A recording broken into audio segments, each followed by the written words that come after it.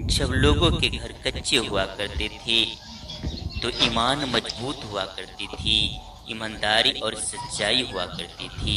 आज सरकार के दिया गया हो या स्वयं का बनाया गया हो, घर तो पक्का हो रहा है लेकिन ईमान कमजोर हो रहा है।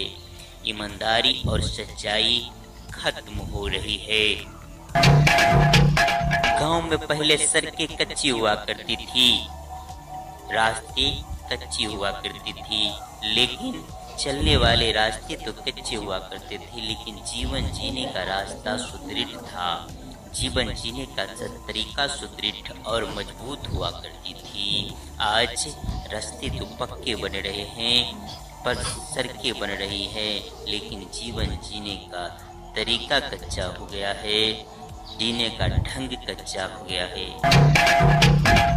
पहले लोगों के पास इतना पैसा नहीं हुआ करता था, तो लोग इतने महंगे और चमकदार कपड़े नहीं पहनते थे। पुरुष थोड़ा कम ही कपड़ा पहना करते थे, लेकिन कपड़ा चाहे जैसा भी हो, औरत पूरा तन बदन ढक के चला करती थी।